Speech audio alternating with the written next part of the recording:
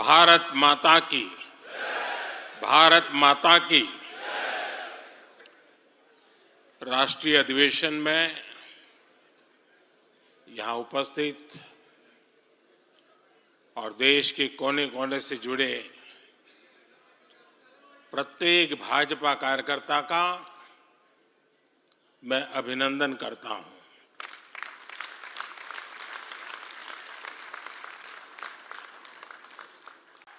अर्थव्यवस्था जब 11 नंबर पर थी तब इंफ्रास्ट्रक्चर का बजट सिर्फ 2 लाख करोड़ रुपए भी नहीं बन पाता था। आज भारत 5वें नंबर की अर्थव्यवस्था है तो भारत का इंफ्रा बजट 11 लाख करोड़ को पार कर चुका है।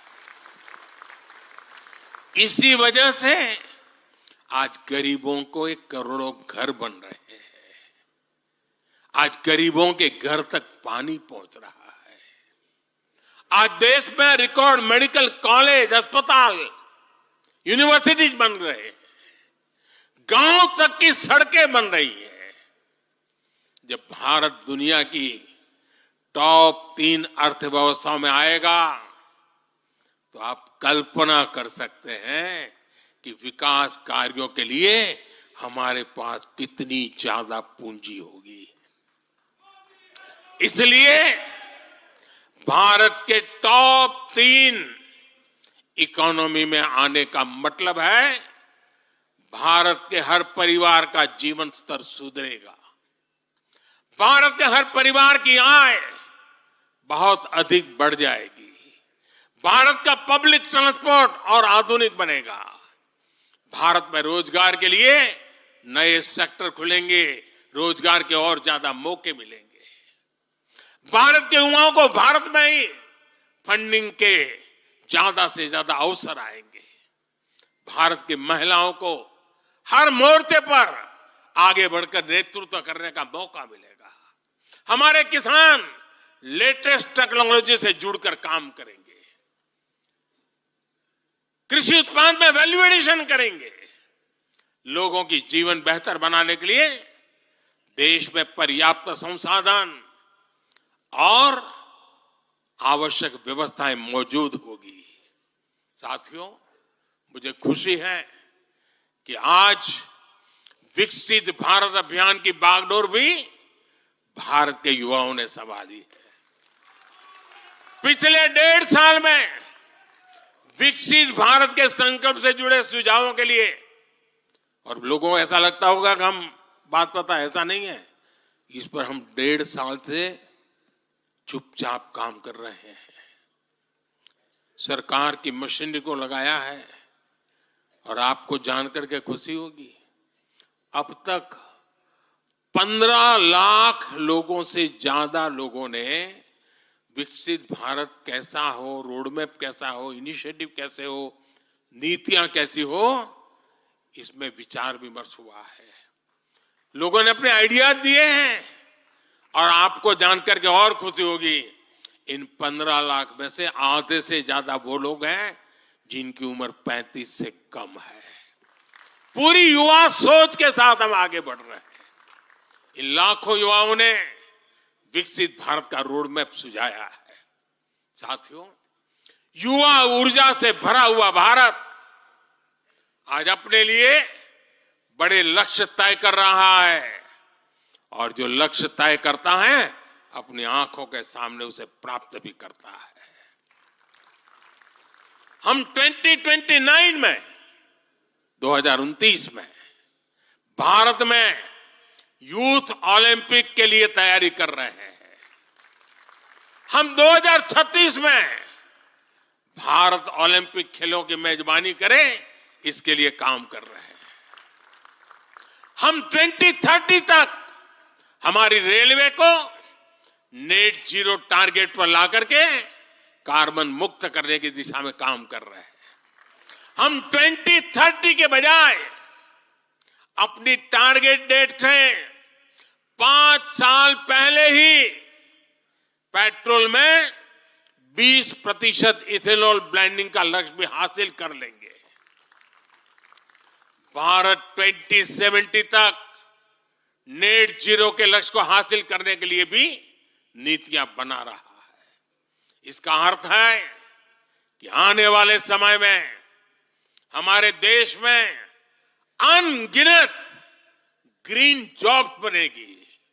साथियों, विकसित भारत वो नहीं होगा जिसका भविष्य भाग्य के भरोसे हो।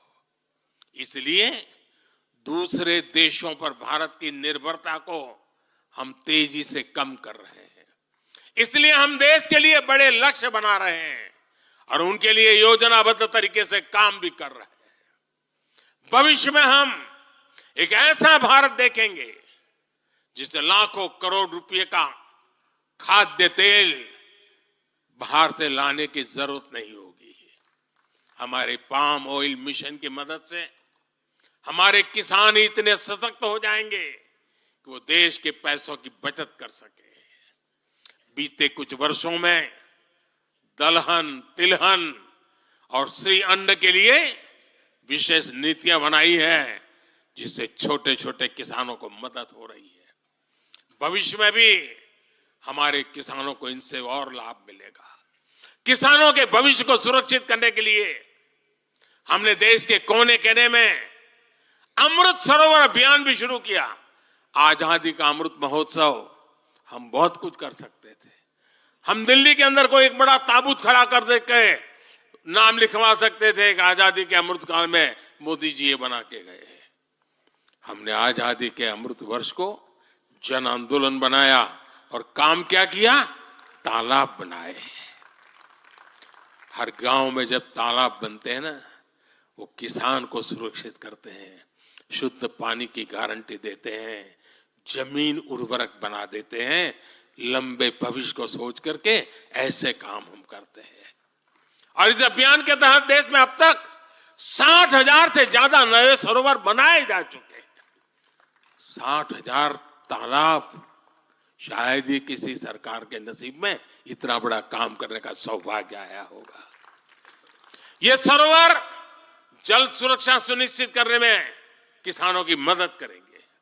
आज ग्रीन हाइड्रोजन से जुड़े अभियान और सोलर रूफटॉप मिशन के कारण देश रिन्यूएबल एनर्जी के क्षेत्र में भी तेजी से आगे बढ़ रहा है।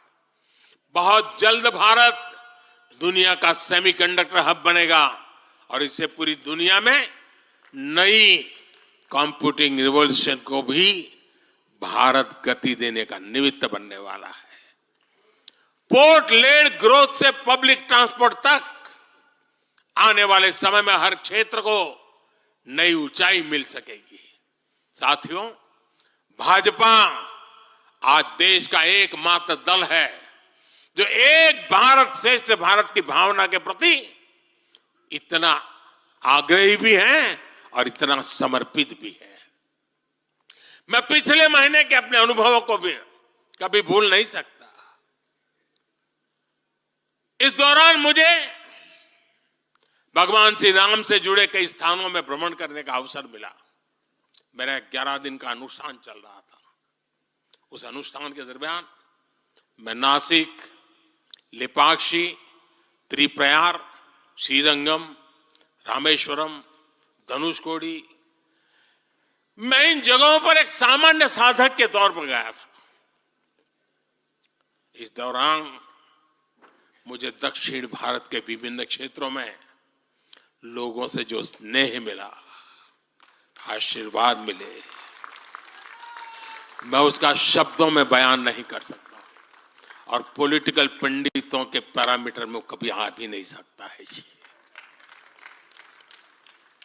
जब मैं सड़कों से गुजर रहा था, लोग अपने वचन से, अपने भावों से मुझ पर अपना आशीर्वाद बरसा रहे थे। इस दौरान मुझे कंब रामायण का पाठ सुनने का अवसर मिला। ये ठीक उसी जगह पर हुआ जहां महान कवि कंबन ने 800 वर्ष पहले अपने रामायण की रचना की थी। आप कल्पना कर सकते हैं उसी स्थान पर बैठ करके जब मैं कंब रामायण सुन रहा था,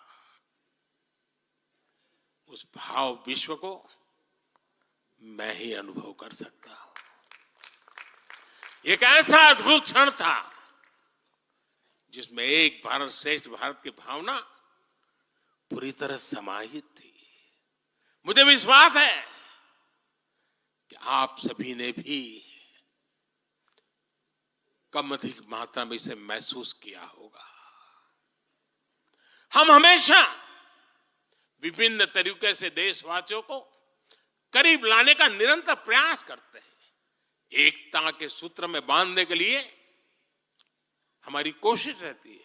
चाहे संयुक्त राष्ट्र में पहली बार जाकर के कोई तमिल में बोलता है, जगत गुरु बसवेश्वरा का संदेश दूर दूर तक पहुंचाने के लिए हम लेके जाते हैं।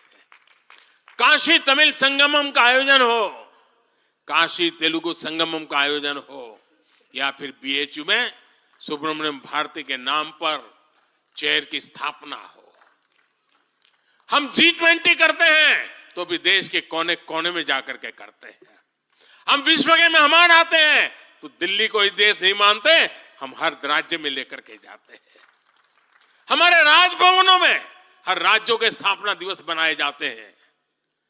कोई भी राज्य भवन होगा, नागालैंड का भी वहां स्थापना दिवस मनाया जाएगा, और गुजरात का भी मनाया जाएगा, महाराष्ट्र का भी मनाया जाएगा, गोवा का भी मनाया जाएगा। हर राजभवन में राष्ट्रीय एकता का एक प्रकार से उत्सव बना दिया जाता है। हम अपनी विविधता को सेलिब्रेट करते हैं। एक भारत श्रेष्ठ भारत की भावना हमारे दिल के बहुत करीब है। इसे मजबूत बनाने के लिए हम काम करते हैं। साथियों, एक भारत श्रेष्ठ भारत की भावना हमारी गवर्नेंस में भी दिखाती है। हर क्षेत्र के विकास पर हमारा पूरा फोकस है। नॉर्थ ईस्ट का उदाहरण आपके सामने है। पहले की सरकारों में नॉर्थ ईस्ट को पूरी तरह अनदेखा कर दिया गया, क्योंकि पार्लियामेंट की सीटें कम है, उनका इंटरेस्ट नहीं था। हम वोट और सीटों के हिसाब से काम नहीं करते। मेरे लिए तो मेरे देश का हर कोना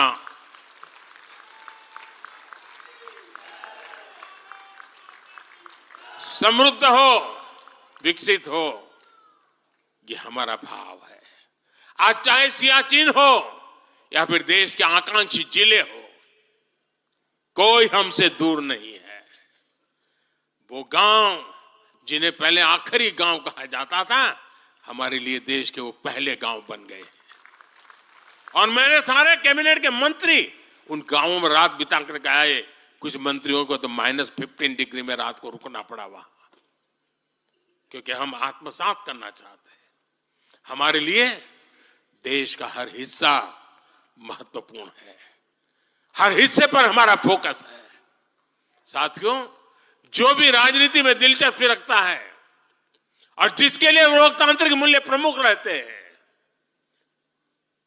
वो भी अगर न्यूट्रल है तो पब्लिकली हमारी प्रशंसा करते हैं।